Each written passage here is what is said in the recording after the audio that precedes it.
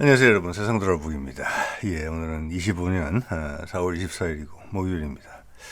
제가 한 1, 2주일 전에 우리가 개발하고 있는 것으로 짐작이 되는 복합 엔진, 터보젯 엔진과 램젯 엔진의 복합 형태죠. 앞뒤로. 그것이 우리 KF21의 6세대 엔진으로서 고려되고 있을 가능성이 높다, 이런 말씀을 드렸어요. 자, 제가 최근에 이제 SR-71 지금 은퇴한 미국 전략 정찰기 마하 3.2의 속도로 1시간을 비행하는 기체가 필요했다는 게 미국 CIA의 요구 조건이었거든요. 그걸 충족한 기체였습니다.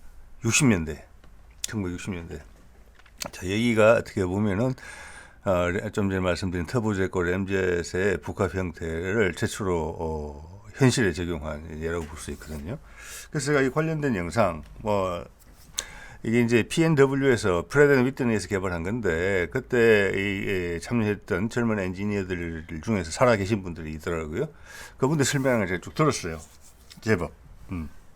그래서 새로운 것도 좀 더 알게 됐고, 또한 그 새롭게 알게 된 것을 바탕으로 했을 때 과연 이런 복합 엔진을 KF21 6세대에 넣는 게 맞을까? 적절할까? 왜냐하면 이거는 전략 정찰기용으로 나온 것이고, 또 최근에 미국 벤처기업에서 시도하고 있는 유사한 형태의 엔진도 또한 일단 정찰기를 염두에 문제 두고 있거든요. 예를 들어서 SR-71 이런 걸 대체하는 용도, 이 정도로 생각할 수 있는 건데, 우리 6세대는 어떻게 보면 MU-MT, 유무인 복합체제에 들어가는 엔진이란 말이에요. 그리고 그러니까 다른 비행기들하고 다른 무인기들과 같이 작전을 해야 되는 통상의 5세대 전투기 개념에서 MU-MT가 복합된 형태란 말이에요.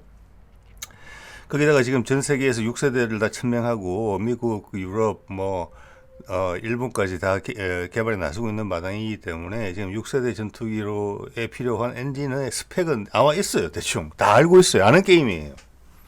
근데 거기에 이게 과연 부합하냐? 이런 복합 엔진이? 자, 이런 문제들이 있거든요. 그래서 여기에 대해서 결론이라기보다는 세상 돌아보기가 가진 의문점, 저 의문점이 왜 나왔을까? 그리고 거기에 대한 답, 왜 저런 답을 했을까? 자, 그 과정에서 여러분이 이 엔진 분야에 대해 살펴볼 수 있는 보통 사람으로서의 안목이 좀 올라갈 수 있기를 바라봅니다. 해보겠습니다. 자, SR-71이고 66년도에 해서 98년도에 은퇴를 했습니다. 이거는 이제 그전에 U2 정찰기가 있었고, 이게 이제 옛날 소련 상공을 마음대로 막 날아다녔단 말이에요. 그러니까 그 당시도 2만 미터가 넘는 고도를 격추시킬 수가 없었어요. 제가 봐서 레이더는 있었다고 봅니다. 충분히. 그렇지만 그것까지 도달할 수 있는 대공 무기체계가 없었어요. 지금으로 봐서는 이해하기가 어려운 거죠. 그게 격추가 됐고, 그래서 이거 갖고는 안 되겠다. 높은 고도만 갖고는 부족하다. 빨리 가야 되겠다. 그래서 그러니까 그 당시 분위기는 이런 거예요. 미국의 어떤 우월감이라는 부분이 있는 거예요. 영공을 침범하는 게 당연한 거예요. 자, 이런 것은 우리가 각도를 달리해서 생각해 봐야 돼요. 예를 들어서 북한군 비행기가 우리가 요격을 못한다고 해서 우리 상공을 왔다 갔다 하면서 사진을 찍는다? 있을 수 없는 일이잖아요. 그래서 그런 부분도 있습니다. 그래서 빨리 가야 된다. 그래서 1시간 이상, 1시간이면 엄청나게 날아가겠죠. 그러니까 마하 3.2. 자, 여기서 1시간 이상이 왜 요구되는고 하니, 이 당시는 팬텀기 엔진 개발할 때입니다. 팬텀기 엔진. 왜냐하면은 마하 2 이상이 되면, 오늘 그것도 상당히 중요한 내용인 것 같습니다. 뒤에 나올 것 같습니다. 마하 2 이상이 넘어가면 이제 기존의 터보젯 엔진이 한계를 발휘한단 말이에요. 부담스러운 거예요. 그래서 일단 마하 2 이상이 나오려면, 지금도 그렇습니다. 제가 보기에는. 이런 것들이 새로운 것들입니다. 자, 예를 들어서 우리가 좀 많은 정보를 확보할 수 있는 F-22 랩터 같은 경우도 슈퍼 크루징이 가능하죠. 즉 F드분을 쓰지 않고도 엔진 출력이 충분해서 음속 이상으로 나올 수 있다. 그 음속이 얼마냐? 그럼 구체적 속도가 얼마냐? 1.5 정도예요. 근데 최고 속도로 나온다 그러면 2.3까지도 갈 거예요. 2.0이나 3점. 근데 그렇게 가면 엔진이 못 버틴다는 게 중요한 거예요. Z기 엔진이 못 버틴다. 그래서 지금도 Z 엔진 기반으로 6세대 전투기를 이야기할 때 슈퍼크루징을 이야기하죠. 그러면 랩터급을 이야기하는 거예요. 1.5 정도예요. 이 이상 올라갈 수 있어요. 출력을 더 넣고 기름을 더 넣고 좋은 소재가 개발됐기 때문에 내열 온도가 올라갔기 때문에 더 강한 출력 낼 수 있어요. 기름 쏟아부으면. 그런데 엔진 자체가 못 버틴다. 자, 근데 그래서 우리가 복합 엔진을 한다. 이것도 뭔 말인가? 이런 게 되는 거예요. 여러분이 한계에 대해서 이걸 어떻게 이해를 해야 되나라고 제가 뭐 기술적으로 이 분야에 대해서는 전문가가 아니기 때문에 상식적인 점에서 설명을 드려볼게요. 왜 마하 2 정도가 한계치냐. 그 한계치가 어떤 의미로 받아들이시면 딱 좋을 것 같으냐, 상식적으로. 우리가 어릴 때 바람개비 놀이 다 해보셨을 거예요. 이렇게 들고 이 정도 크기로 만들어서 직경이 이렇게 하면 처음에 이렇게 하죠. 이렇게 하면 돌아요. 공기가 온다는 뜻이잖아요. 거기다가 이것을 좀 더 잘 나르게 하고 싶다면 내가 들고 뛰면 돼요. 그러면 팽팽팽팽 돌면서 그 쾌감이 있단 말이에요. 그러니까 적당한 선까지는 우리 종이로 만들어진 바람개비라는 걸 염두에 두셔야 돼요. 적당한 정도까지는 우리가 달리는 정도까지 하면은 바람이 세지는 것인데, 셈인데, 바람개가 더 잘 돌아요. 그런데 갑자기 강풍이 분다. 그러면 바람개비가 어찌 됩니까, 여러분? 도는 걸 멈추고 찌그러져요. 맞죠? 아니면 걸리면 휙 돌다가 터뷸런스, 그러니까 이게 왜냐면 바람이라는 게 항상 균일하게 부는 게 아니잖아요. 그러면 팍 꺾였다가 또 팍 돌다가 꺾였다가 팍 돌다가 이러는 거 여러분 경험해 보신 적이 있을 거예요. 어차피 이 터보제트 엔진에 들어가는 것도 그 블레이드들도 이게 뭐 XCR이라 그래서 이 방향으로 계속 가지만 그게 기본적으로 바람개비란 말이에요. 공기가 너무 빠르면 그런 일이 생길 수 있다는 겁니다. 그래서 엔진 자체는 출력을 더 낼 수 있으나 애프터버너를 켜고 마하 2 이상으로 오래는 못 간다. 기체가 상당히 불안정해진다는 의미가 뭐냐면은 엔진 자체가 부분적으로 노킹 현상 발생하듯이 스토리 발생하다가 아예 멈출 수도 있다는 이야기입니다. 그리고 엔진 수명에 엄청난 데미지가 가는 것이고. 자, 이해되셨죠? 네, 그런 건데, 그런 상황에서 그것도 지금부터 60년 전에 1시간 이상을 마하 3.2로 비행을 해야 된다. 그래서 고려된 게 부분적인 램젯 엔진이었다는 것입니다. 이 말은 뭐냐? 어느 순간 마하 2가 넘어가면은 터보젯 엔진 부분에 기여도를 엄청나게 낮춘다는 거예요. 네, 그래서 앞에 램젯 공기 압축 방식하고 뒤에 애프터버너만 이용해서 날아간다는 겁니다. 그러면 일단 연비가 훨씬 좋아져요. 그리고 고속이 나올 수 있고 엔진을 살릴 수 있어요. 네, 그겁니다. 그럼 이게 6세대 KF21 필요하냐? 지금 이대로 스펙이라면은 좀 필요 없다고 보는 거예요. 우리는 정찰기가 필요한 거죠. 엄청나게. 그럼 우리가 이런 전략 정찰기가 필요하나? 요즘같이 저고도 인공위성이 막 올라가고 있는 마당인데, 곧 올라갈 건데, 실시간으로 감시가 딱 가능한데, 동북아부터 중국, 일본, 뭐 연해주 정도까지는 다 감시가 가능할 건데, 우리가 이런 위험한 정찰기가 필요하나? 아니란 말이에요. 그러면 이것을 6세대 엔진으로 우리가 고려를 하긴 하느냐? 제가 봐서 한다예요. 그것도 오늘 중요한 포인트예요. 한다. 그렇지만 이런 스펙으로 쓰지는 않을 것 같다는 이야기입니다. 예. 자, 거기에 왜 제가 그렇게 생각하는지는 한번 말씀드려 보겠다는 것이지요. 네. 자, 이게 이제 SR71에 들어가는 BMW 158 엔진입니다. 이 엔진은 거대한 엔진입니다. 여러분 그걸 아셔야 돼요. 예. 자, 여기서 우리가 또 참고로 오늘 중요한 내용이니까 참고로 여러분이 알아두셔야 될 게 엔진의 크기가 상당히 중요합니다. 특히 직경. 예, 여러분 그거 보시면 딱 알아요. 이렇게 보면 요즘 이제 풍력 발전기 여러 군데 가면 보실 텐데 풍력 발전기에 보면 이거는 몇 메가와트짜리 크기가 막 달라집니다. 아주 큰 거는 막 날개 길이가 막 20몇 미터, 30몇 미터 넘어가는 것도 있어요. 클수록 바람을 많이 받는다는 거잖아요. 클수록 출력이 커집니다. 날개 직경이 클수록 똑같죠? 바람을 더 많이 받는다는 거죠. 예, 그 공기를 압축해서 불을 붙이는 게 터보제트 엔진이란 말이에요. 그렇기 때문에 엔진에 있어서 직경, 굵기 이게 상당히 중요한 겁니다. 출력이 많이 나오려면 이거 계속 굵게 하면 돼요. 그러면 연료를 쏘아붙여 출력을 더 많이 낼 수 있어요. 기본적으로는 이게 굵어요. 엄청나게. 예, 그래서 일단 그렇게 생각하시면 되고, 그래서 기존 엔진에다가 굵게만 넣으면은 출력이 더 나온다. 이건 분명한 사실이에요. 최근에 우리가 이제 확인한 내용은 이게 가장 열을 많이 받는 부분의 내열 소재의 내열 온도를 높여도 출력이 올라간다. 즉, 더 압축된 공기에 연료를 더 많이 태울 수 있다. 그렇죠? 거기다 굵기까지 키운다. 이런 훨씬 많이 가는 거예요. 훨씬 더 출력이 올라가는 거예요. 근데 한없이 이게 덩치를 키울 수가 없잖아요. 엔진 크기가 달라지면 비행기 디자인이 완전히 달라집니다. 무게중심도 달라지고, 길이까지 길어진다. 이러면은 그 비행기를 못 넣는다가 맞는 것 같아요. 여태까지 봤을 때 기존 비행기의 디자인이 나와 있는데 그 비행기 디자인 하나 개발하기 위해서 수많은 노력들이 들어가는 거잖아요. 모델링도 해보고. 근데 더 큰 엔진을 넣기 위해서 엔진 베이를 확대하고 키우고 길게 한다? 저는 그런 사례는 본 적은 없는 것 같거든요. 제트기 시대로 들어와서 새로운 기체가 나와야 되는 거죠. 거기에 한계점이 있는 거예요. 이러면 여러분 느낌이 오시죠? KF 우리 21을 지금 개발해서 이제 내년부터 정도 이제 양산이 되는데 그걸로 5세대, 6세대로 또 갈 거라고 여러분 생각하시잖아요. 당연히 그렇게 생각하죠. 저도 계획도 그렇게 돼 있는 것이고.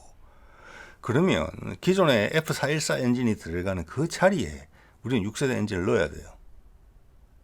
그거는 전제 조건이 돼야 돼요. 더 굵기가 굵은 엔진, 더 긴 엔진을 못 넣는다는 이야기예요. 근데 지금 미국에서 이야기하는 6세대 엔진을 보면은 우리보다 굵기가 굵어요. 기존 터보젯 엔진을 개선해서 일단 더 굵게 만들어서 출력을 확보한 거예요. F22, 우리가 지금 KF21을 작은 랩터다 그렇게 부르죠. 충분히 이해가 되는 부분이 진짜 닮았거든요. 작게 만들었어요. 자, 그래서 몇 가지 손만 대면은 F22 정도의 스텔스성이 확보된다는 건 쉽게 생각해 볼 수 있어요. 거기다 작으니까 더더욱 낫지요. 또 그동안 수십 년간 기술이 누적되어 온 게 있고, 우리의 스텔스 소재와 도료도 구조재부터 포함해서 최고 수준에 있거든요. 예. 자, 그래서 우리는 그 기체만으로도 6세대 전투기가 충분하다. 레이더는 자꾸 좋아진다. 절대 레이더에서 숨을 수가 없다.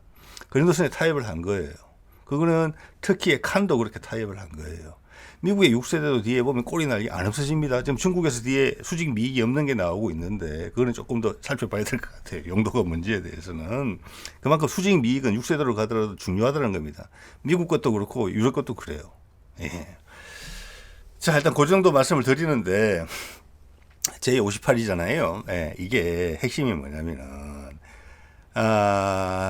저기 보시는 게 보면은 앞부분에 이제 여기 탄환처럼 생긴 부분이 램젯에서 공기를 압축하는 용도로 쓰이는 겁니다. 처음에는 저게 당연히 일반적인 속도에서는 작동을 안 해요. 즉 앞뒤로 움직임이 없어서 공기를 압축할 수가 없고, 압축을 하려 하더라도 마하 1이 넘어가야 된다는 걸 여러분 아실 겁니다. 왜? 초음 속에 있는 그 압축파, 충격파로서 압축을 하는 것이기 때문에 비행기가 초음 속에 도달하지 않으면 압축 필요 없잖아요. 그냥 돌아가요. 그러면 그다음 이제 터빈, 가스 터빈 보이잖아요. 예, 그다음 연속이 있고 뒤에 분하고 점화되는데 저기 애프터버너가 있단 말이에요. 근데 일반 터보젯에서 램젯으로 넘어가는 기준이 마하 2다. 그래서 지금도 마하 2인 것입니다. 저거는 확실한 거예요. 그러니까 마하 2가 기본 터보젯의 한계다. 더 이상 돌릴 수 있다. 많이 불안정하다. 기체가 이겁니다. 그래서 슈퍼 크루징도 1.5다. 이제는 그때는 랩터만 이룩했지만 이제는 다른 많은 기체들도 그걸 쫓아갈 거예요. 하게 될 거예요. 마하 1.5 슈퍼 크루징이. 그럼 일단 항속거리가 좀 길어지는 부분이 있어. 랩터 그렇다고 항속거리가 길었나? 그렇지도 않아요. 그게 오래된 기술이라는 겁니다. 이제 3, 40년 됐으니까 엔진도.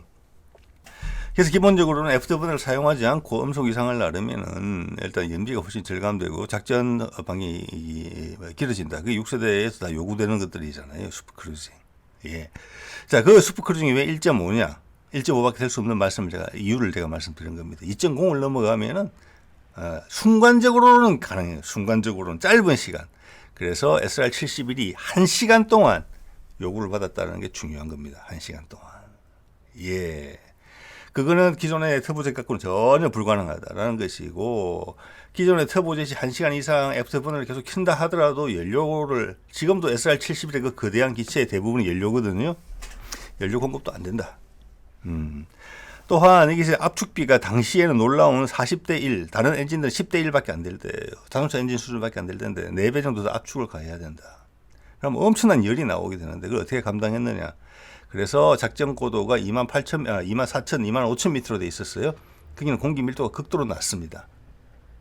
예. 그래서 40배로 압축을 하더라도 엔진에 엄청난 무리는 없었다. 자, 이래서 그게 고고도 정찰기용으로 딱 맞는 엔진이 된 거예요. 근데 이것을 6세대용으로 쓴다? 그러면은 보통 전투기의 운용 고도에서 써야 되는 거잖아요. 예, 그래서 그런 문제가 이제 의문점으로 제기가 되는 거죠. 스스로한테. 예, 자, 거기에 대해서 답을 한번 드려보려고 노력해 보겠습니다. 예. 자, 그래서 이게 음속 마하 2점 올라가게 되면은 그 앞에 있는 콘이라고 그러죠. 저게 삼각뿔이 꽃갈콘이 뒤로 밀려 들어가면서 압축을 할 수 있는 최적의 형태를 만들어냅니다. 그러면 공기가 일부 터보 엔진으로 들어가요. 터보 엔진 꺼지지 않아요. 왜냐면 그래서 이걸 부분적인 복합 엔진이라고 부르는 거예요. 터보 엔진 일부 들어가요. 들어가면서 뒤에 까만 유료가 보이죠. 까만 공기통이거든, 파이프가. 예, 그게 연소기에 들어가기 전에 그 공기를 빼서 뒤로 바로 애프터버너 쪽으로 바로 보내요. 예, 일부는 기존의 연소기로 들어가고, 예, 그래서 애프터버너를 가동시켜서 가는 거예요. 그래서 50%에서 55% 정도를 램대 출력으로 가는 거예요. 터보젯 엔진의 부담을 경감시킨 상태에서 돌려요. 예, 또 이 개발자의 말을 들어보면은 저기서 전기 장치에 필요한 전력 같은 공급을 해야 되는데 그것은 터보젯이 돌릴 때 거기 나오는 터빈이 돌아야지 전기를 생산했다. 그래서 터빈을 어느 정도 돌려야 된다. 예, 그래서 터빈이 돌았다는 겁니다. 예. 자, 그래서 이게 이제 부분적이라는 이야기를 하는 거죠. 50 몇 프로밖에 동력을 차지 안 했기 때문에. 그래서 여기서 우리가 확고하게 알 수 있는 것은, 마하 2.0 정도가 터보젯 엔진의 한계였구나. 자, 그게 저고도로 내려와서 또 마하 2 정도로 가려고 그러면 공기 밀도가 또 올라가니까 그게 더 부담스러울 수도 있겠다. 그렇지만 그 사이에 지금 60, 70년의 기술적인 개선이 있었기 때문에 F-22가 이야기하는 슈퍼크루징 1.5가 상한선이다 이렇게 봐진다는 거예요. 기존의 터보젯 형식으로 한계에 도달했다는 거죠. 그 자동차 피스톤 엔진이 한계에 도달을 하니까 전기차 엔진으로 전기 출력으로 가고 있잖아요. 그게 이제 좀 이따 수소 전지로 가겠지만 여기도 그런 한계에 도달했고 이 한계에 도달한 지는 이제 됐다는 거예요. 터보젯 엔진의 한계가.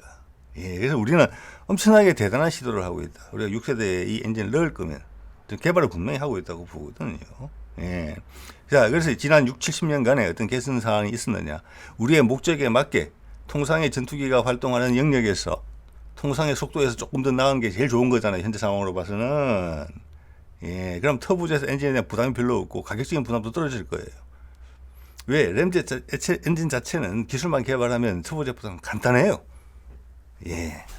자, 그래서 기존에 미국 쪽에서 추진하는 게 정보가 있기 때문에 좀 말씀을 드릴 수 있을 것 같아요. 예전에 보여드린 건데 GE XA100 엔진인데 이것은 이 엔진에 왜 개발됐는지가 되게 중요해요. 많은 걸 설명해 주거든요.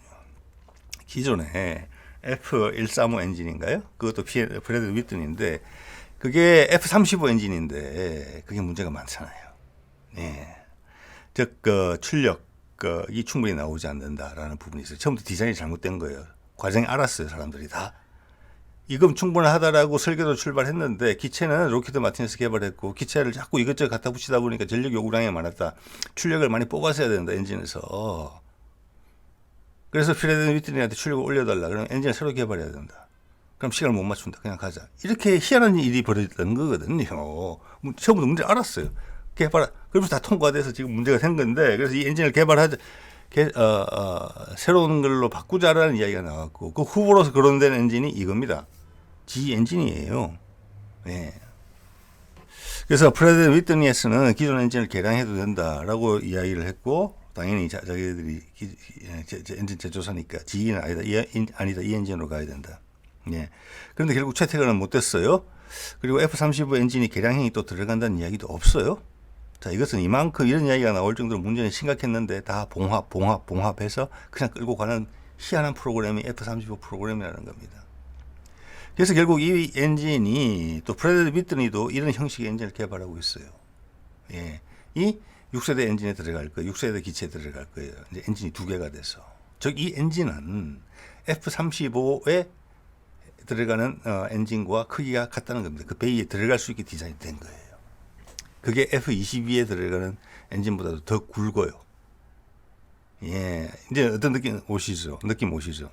우리 좀 이따 데이터 보여드리겠습니다만은 우리 KF-21의 직경의 상한선은 기존 F-414 엔진이에요. 예. F414 엔진은 F16에 들어가는 엔진보다 얇아요. F16에 들어가는 엔진을 2개 넣으면 F15 엔진이 되는 거거든요. 그러니까 얇은 축에 속해요. 지금 주력기 중에는. 그러니까 6세대 엔진, 기존에는 직경에서 파워가 나온다고 아까 말씀을 드렸죠. 차이가 많이 나요.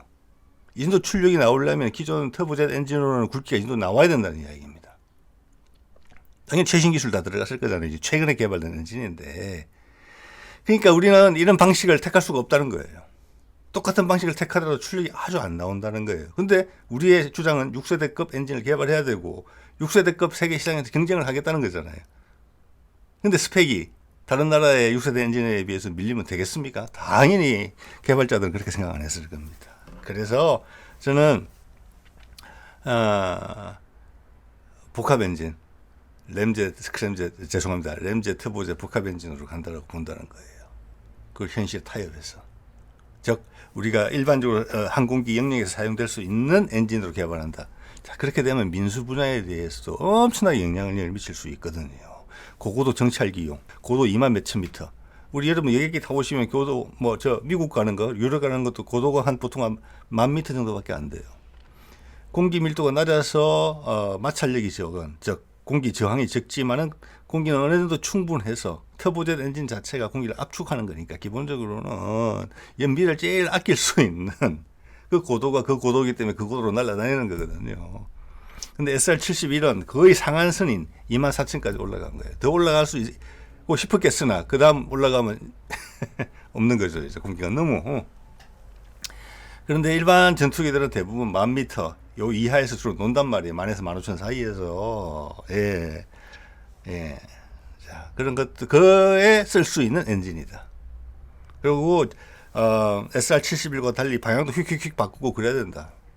고도도 갑자기 막 떨어졌다 올라갔다 그런다. 거기에 적응할 수 있는 복합 엔진이 필요하다. 왜냐?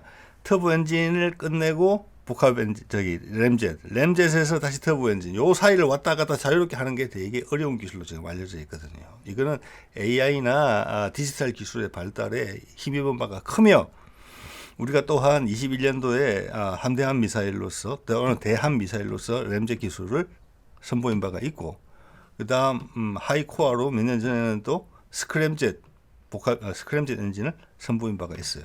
우리가 자신을 갖고 있다는 부분에, 이 부분에 있어서. 예. 그래서 제가 지금 드리는 설명이 대단한 것이라, 타당하다고 이렇게 판단을 하신다면은, 우리는 엔진 부분에 있어서 민수항공까지 포함합니다. 해서 혁명적인 엔진을 지금 시도하고 있다. 새로운 시장을 열려고 하고 있다. 그런데 이제 낯설지가 않다. 다른 여러 분야에서 그런 시도를 하고 있기 때문에.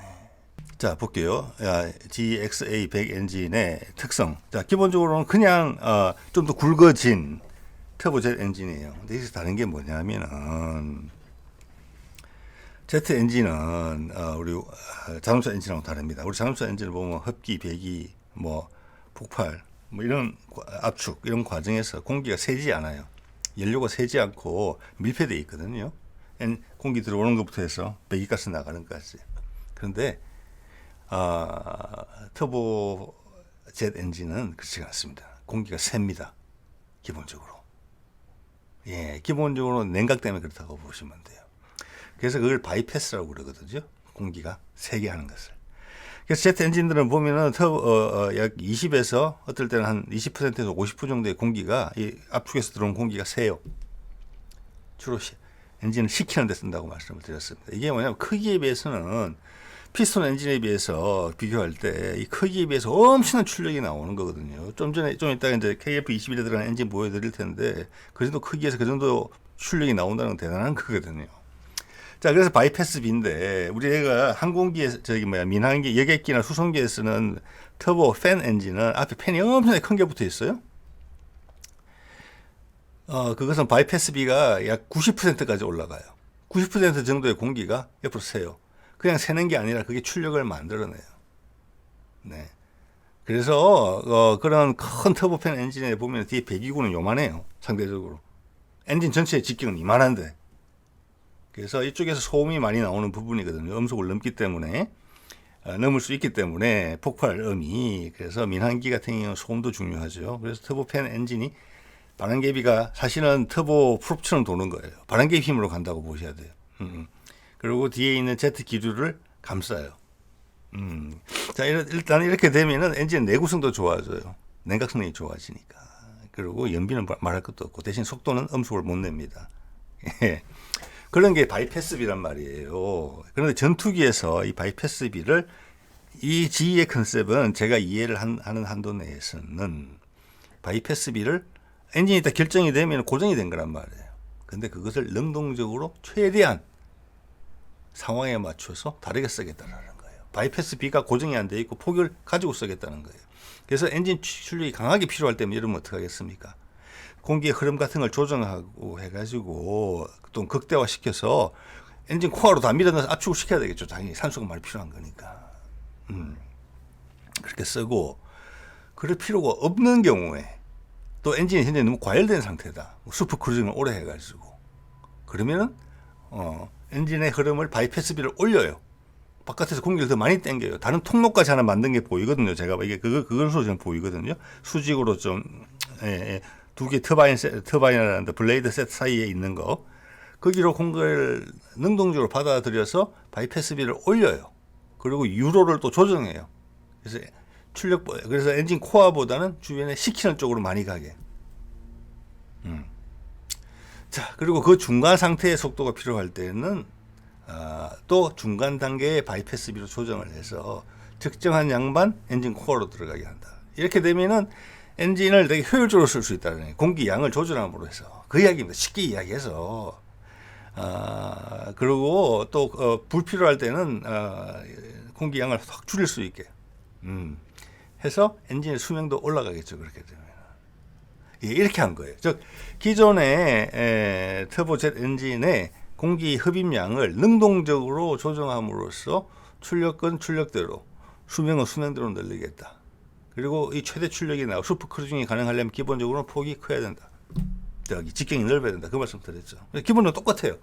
그런데 공기의 매니지먼트를, 공기의 조정을 좀 고급스럽게 하겠다.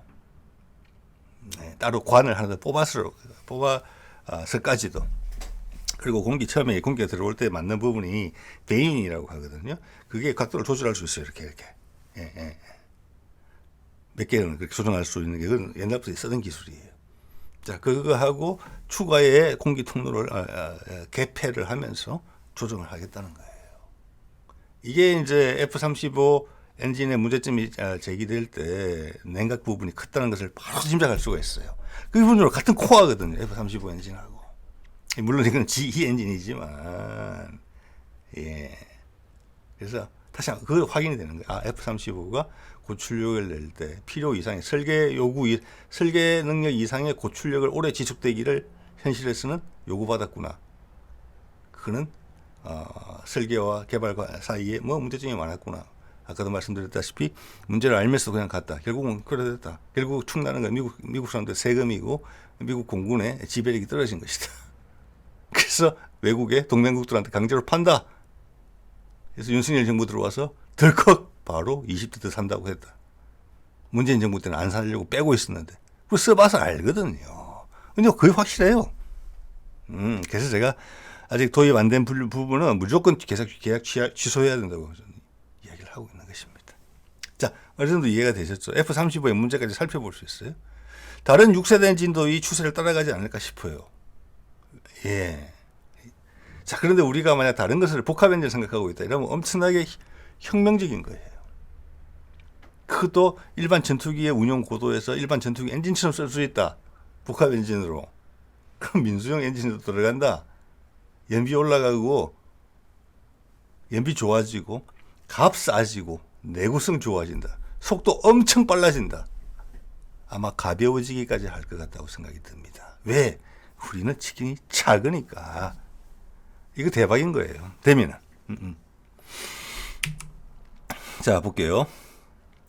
위에가 KF-21이고 밑에는 F-22 랩터죠. 자, 왜 베이비 랩터라고 부르는지 아시겠죠? KF-21을 엄청 닮았습니다. 설계도 훔쳐서 온 것 같습니다.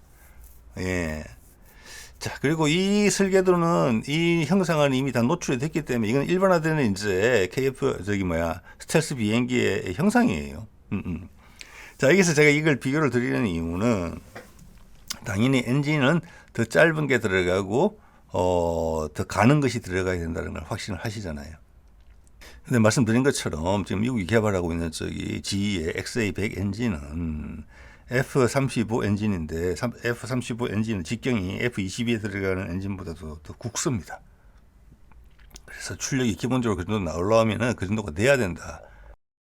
KF-21의 무게를 아무리 줄인다 하더라도 이런 결론에 도달할 수 있고 그것이 불가능하다는 것도 이제 여러분 느끼실 겁니다. 비행기 그냥 새로 만들어야 돼요. 더 길고 더 굵은 엔진을 저기 넣으려면. 예.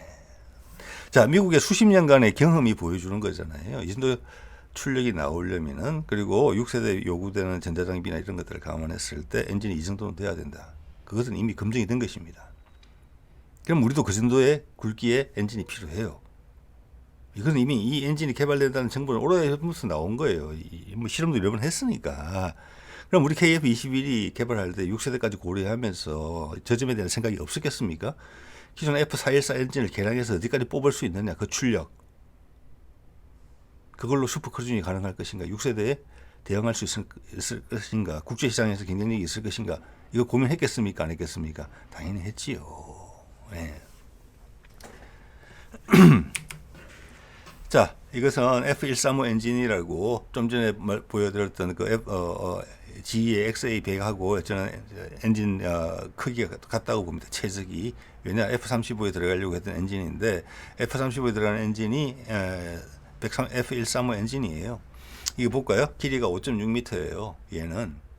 근데 F414는 3.9m 밖에 안 돼요. 네. 1m하고 1m 70, 성인 키 하나 정도 차이가 나죠. 두께는 직경은 1m 17에서 이거는 80cm가 안 돼요. 예. 무게는 더 차이 나요. 이거는 약 3톤이고 이거는 1톤이에요. 약 3배 가까이 차이가 나요. 크기가 같다 그래도 무게 중심이 완전히 흐트러지겠죠. 이렇게 되면. 그래서 제가 생각하기에는 우리가 KF-21의 6세대를 이야기할 때 우리는 이런 유형의 엔진을 쓰지 않을 것이라고 옛날부터 판단하고 있었다. 라는 결론에 도달할 수 있어요. 예. 자, 그렇게 되면은 대안이 뭐냐? 그러면 여기 연구 자료로만 흔적이 보이는 복합 엔진이 진실이구나. 우리가 진정 추구하는 바이구나라는 걸 느낄 수가 있어요. 예.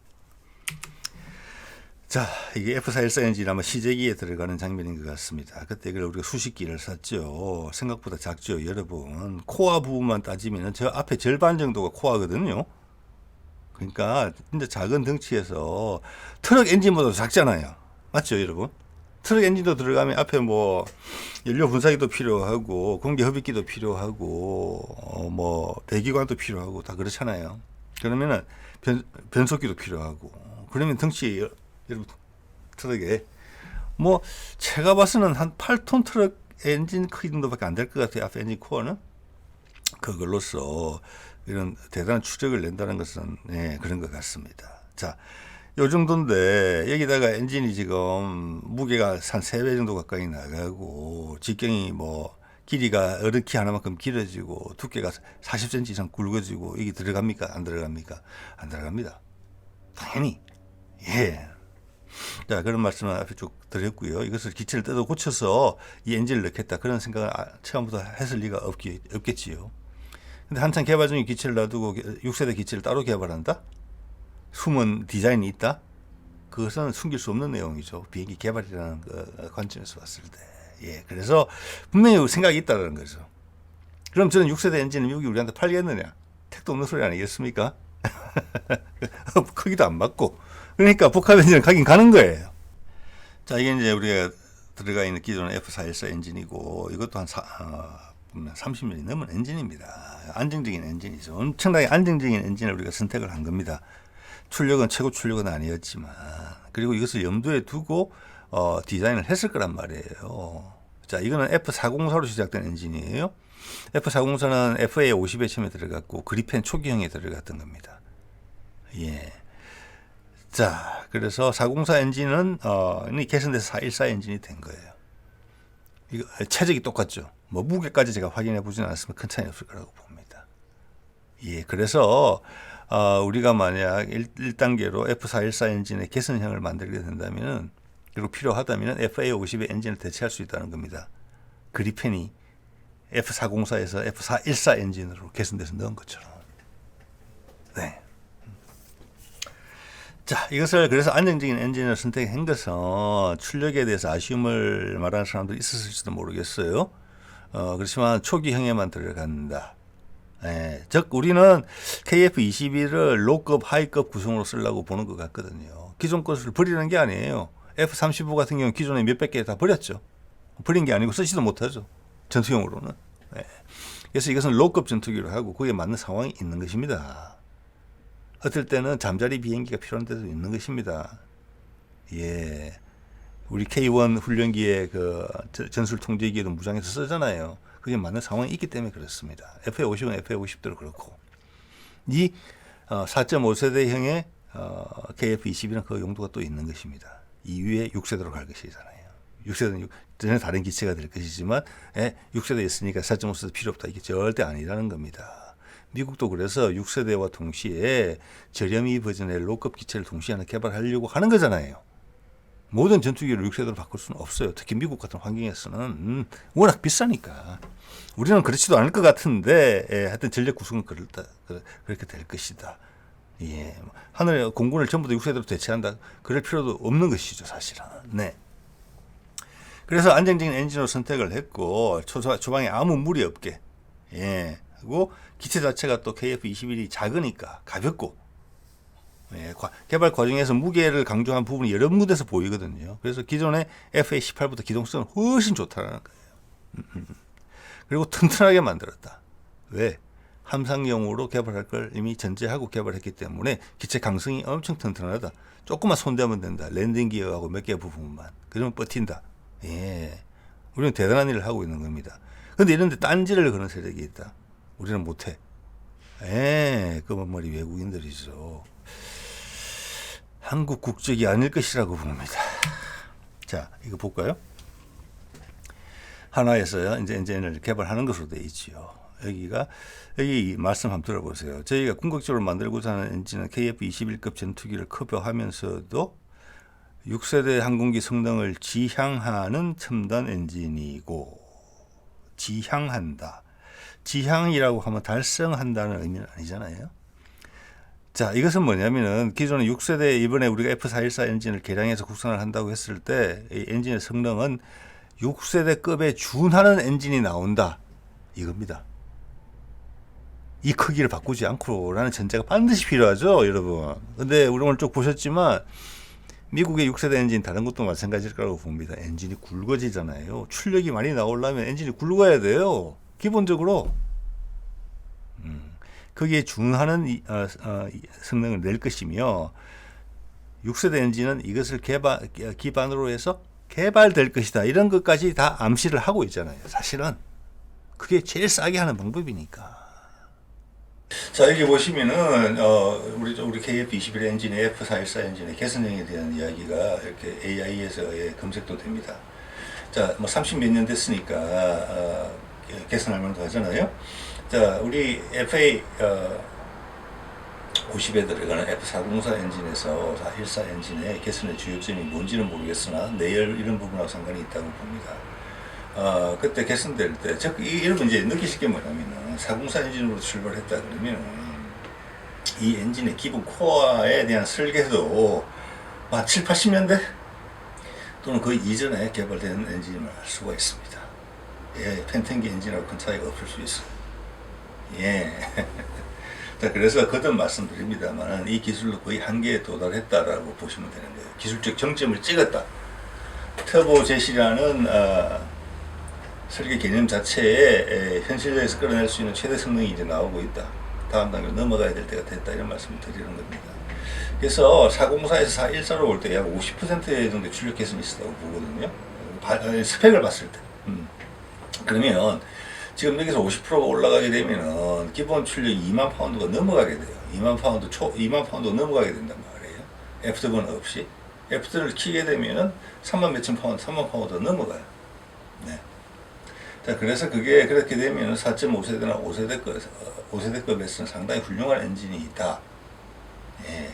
그렇게 개선된 코어를 가지고 6세대 엔진으로 간다. 그럼 뭐 여유가 있다. 이런 이야기를 한다고 봅니다. 좀 전에 그 한화의 공장장께서. 자, 그러면 대충 이제 나온다. 왜냐, 이거는 지금 사골 엔진이란 말이에요. 검증의 검증을 거치고, 지금도 검증의 검증을 거친 엔진들 중에서 상당히 더 안정성이 있는 보수적인 엔진이에요. 그걸 기반으로 우리는 새로운 기술을 접목시킨다. 그래서 괜찮은 선택이잖아요. 자, 복합 엔진은 터보젯, 램젯인데, 이 터보젯에도 어떤, 뭐라고 할까, 기술적인 애로사항이 가끔 발생하는 엔진이 됐으면 절대 안 되겠죠. 그래서 첫 엔진은 여기서 출력을 많이 올리는 것으로. 왜냐하면 기본 엔진 자체가 워낙 탄탄하니까. 이야기입니다. 그래서 우리가 F414 엔진을 선택을 했다. KF21을 설계할 때, 즉, 이 그림이 다 그려져 있었다, 당시. 이게 그걸로 유추가 되는 것입니다. 자, 그리고 이제 아까 6세대 엔진을 왜 주겠느냐. KF21을 개발할 때도 우리한테 이런 주겠다라고 이야기를 했는데, 이게 아마 당시에는 절충 교육의 형태 같은 게 아니었나 싶은 생각이 드는데 확실치는 않습니다. 결국은 약속 안 지켰잖아요. 지금도 이번에 트럼프가 지금 무역 협상에서 하는 이야기 중에 하나가 절충 교육 같은 부분이 비관세 장벽이다라고 이야기를 하고 있어요. 왜냐면은 이제 절충 교육이라는 게 뭐냐면은 내가 뭐 예를 들어서 100원어치를 사면은 그 중에 뭐 한 20원어치를 내 걸 사줘야 돼요. 근데 저쪽은 무기 회사인데 우리한테 사갈 게 별로 없을 수 있잖아요. 그쪽 수준이 특히 높을 때는. 그러니까 어떻게 하느냐. 그것을 기술 이전이라는 명목으로 그 가격을 깝니다. 절충 교육이. 그러면 자기들이 숨기면 숨길 수 있으니까 가르쳐 줄게 하고 뭐 브리핑만 쓱 해주고서 지나갈 수 있잖아요. 자, 그래서 그들도 쉽게 처음에는 그것을 용인을 했어요. 절충 교육을 기술 이전으로 해준다고. 기술 이전을 이만큼 확실히 해주게 그것까지 확인하고 도장까지 받는다. 우리가 실제 할 수 있는지 검사까지 하고 그 대가를 지불하는 것으로 한다. 계약서 이렇게 절대 안 돼 있다는 겁니다. 기술 이전해 준 사람 입장에서 강의 몇 시간 끝 이런 식으로 돼 있다는 겁니다. 네가 알아듣지 못 알아듣는지는 나 상관 안 해. 못 알아들었으면 좋겠어. 이런 거죠. 근데 처음에 우리를 약간 무시하는 그런 게 들어있다는 겁니다. 절충교육의 기술 이전에. 자, 그런 걸 통해서 우리가 그 기회를 절대 그냥 날려버리지 않았다는 겁니다. T50 죄송합니다. T50 개발에 관련된 책이 있습니다. 뒤에 사진을 하나 걸어놓도록 하겠습니다. 거기 보면은 우리가 미국 아이들이 가르쳐 준 것을 최대한 가져오기 위해서 많은 제약 조건에 걸려있지 않겠습니까? 즉, 뭐, 파일을 가져온다는 것은 말도 안 될 것이고, 교육 자료까지 아마 안 줬을 거예요. 그런 걸 어떻게든지 손으로 그림을 그려서까지도 우리 것으로 만들었다는 거예요. 그래서 우리 항공기 국산화 가능했던 것입니다. 해군으로 한번 돌려볼까요? 최근에 다뤘기 때문에. 우리가 스파이 1D 레이더 도입하고, 거기에 이지스, 책에, 들어왔을 때 절충교육 했을 거예요. 그래서 우리 연구진이 그걸 들여다볼 수 있는 기회가 분명히 있었을 것입니다. 짧게나마 또. 그것을 헛되이 보내지 않았다. 예, TA50과 똑같은 일이 발생했을 거라고 봅니다. 그래서 그런 것들이 우리가 KDDX급에 들어가는 우리 국산형 전투체계 이미 여러 군데서 쓰이고 있죠. 하고 레이더, 해상용 레이더 개발을 하는데 그게 도움이 됐을 거다. 저는 감히 그렇게 생각을 합니다. 예. 자, 그래서 6세대 시장에 나간다는 것은 6세대 엔진을 우리가 개발해야 된다는 것이 포함되어 있습니다. 무인기 엔진도 쉽게 수입이 안 되는데 이런 엔진을 줄 리가 있겠습니까? 아무리 비싸게 주더라도. 예, 우리는 필요 없다. 당연히 이런 과정을 거쳐서 우리가 해왔기 때문에 벌써 이런 지가 수십 년이에요. 우리도 미국 입장에 대해서 잘 이해한 지가 당연히 엔진은 우리 걸로 간다. 기체가 우리 거니까. 안 그러면 반쪽짜리밖에 안 되는 거잖아요. 그런 것입니다. 그러면 뭐냐 도대체 뭘 개발하는 것이냐. 기존의 KF21 F414 엔진을 아무리 지지고 볶아도 내열 성능을 올린다 하더라도 지금 미국이 개발하고 있는 6세대급 엔진은 안 되는데 기본적으로 크기가 둘레가 작아서 그래서 복합 엔진. 네. 자, 복합 엔진 얼마 전에 보여드렸던 거 좀 한번 더 보시죠. 여기 보면은 이 그림이 여러 장이 있는데 제가 이 사진을 고른 이유는 뭐냐면은 지금 이것은 램제트가 가동되는 순간을 의미하는 거거든요.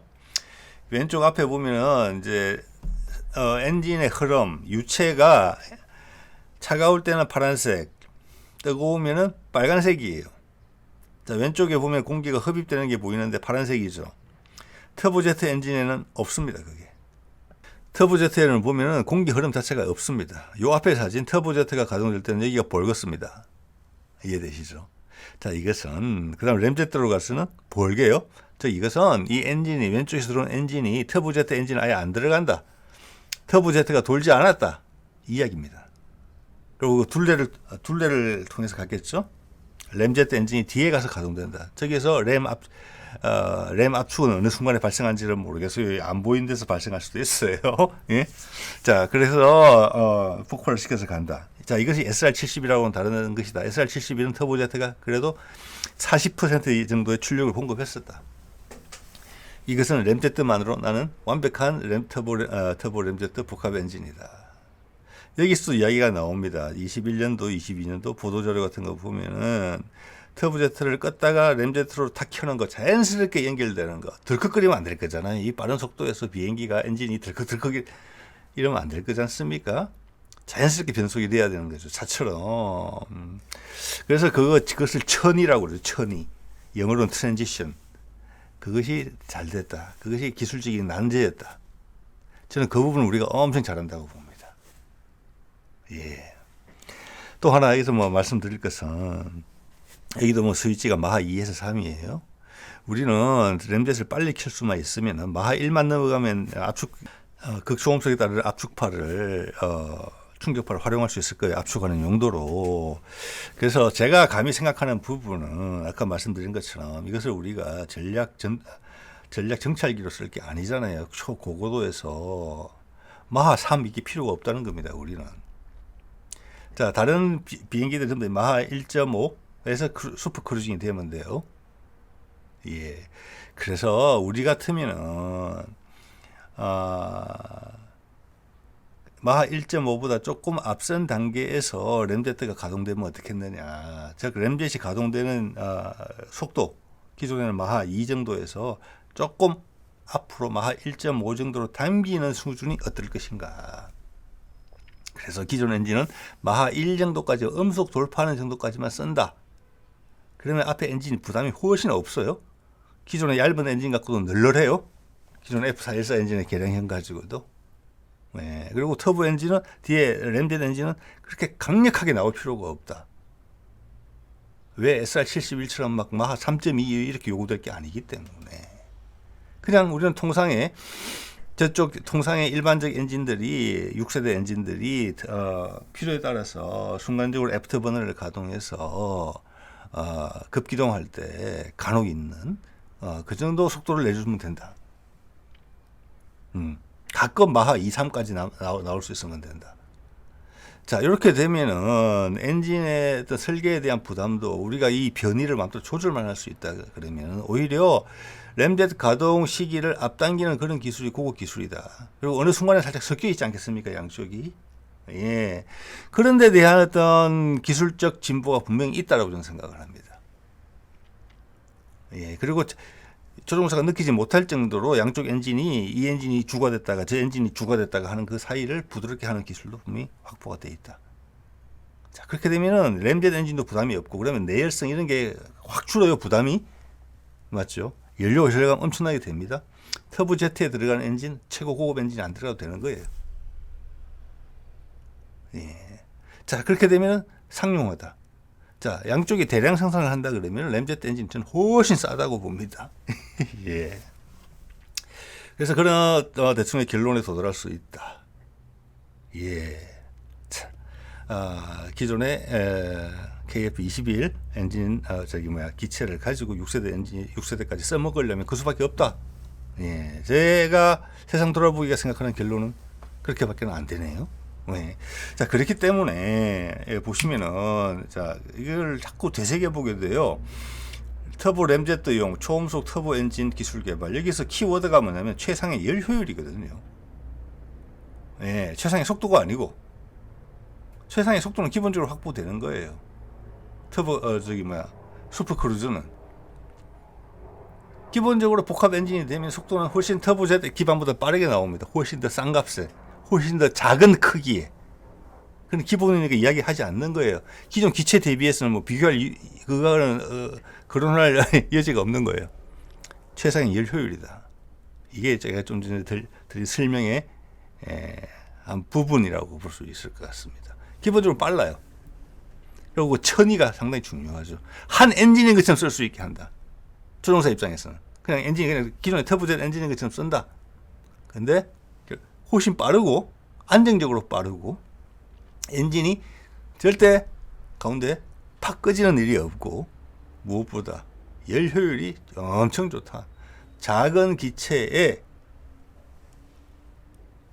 로서 엄청난 다른 6세대 전투기를 능가하는 행동 반경이 나와야 된다. 또 적절한 행동 반경이 작전 반경이 확보가 된다면은 기체 전체의 무게를 줄일 수 있다. 자, 지금 6세대는 뭐냐면 덩치가 커져야 된다는 걸 기본적으로 전제로 깔고 있어요. 엔진도 커져야 된다. 그 엔진이 항속거리를 확보하려면 아무래도 커진 엔진이니까 더 많은 연료가 들어가야 된다. 또 기체가 또 커진다. 이런 것들이 이제 악순환이거든요. 그게 이제 기술이 끝에 왔다는 거예요. 우리는 아니다. 예, 그래서 핵심 키워드를 최상의 열 효율로 뽑았다, 우리는.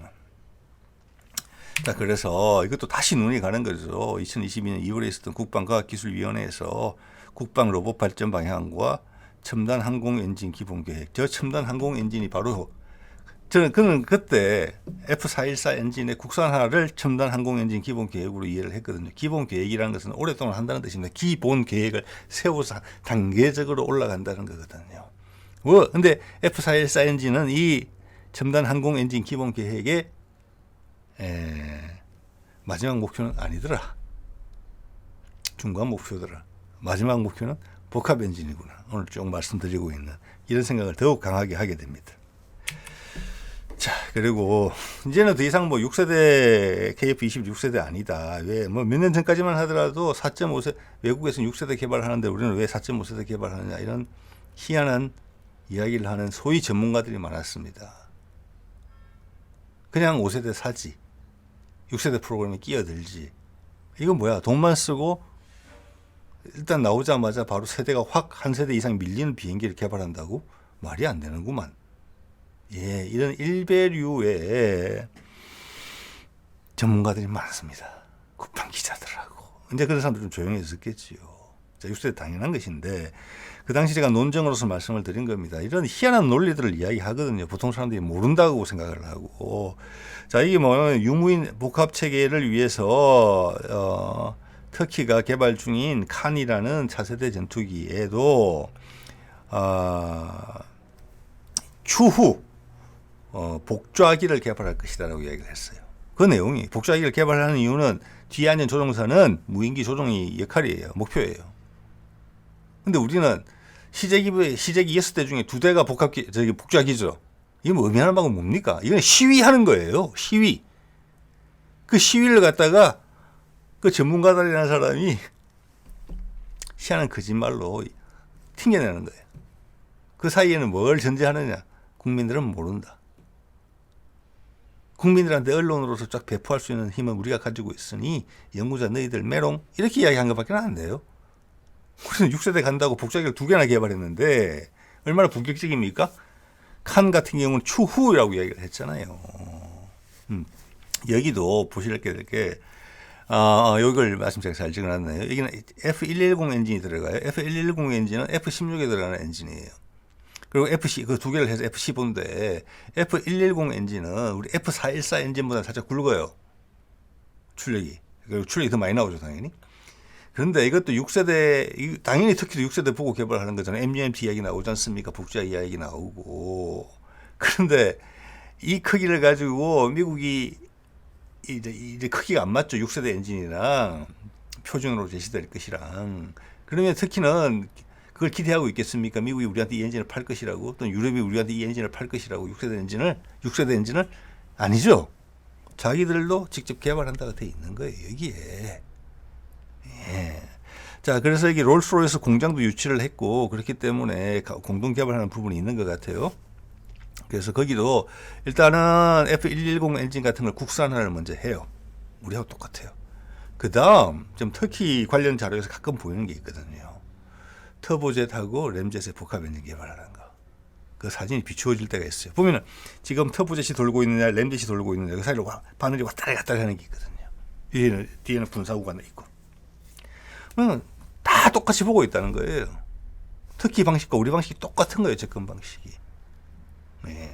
자, 이렇게 되면은 미국의 GE나 프레드 위트니 유럽의 국가들이 우리나라가 이렇게 한다는 걸 모르고 있겠습니까? 저는 안다고 봅니다. 뒷골이 뭐가 찝찝하겠죠.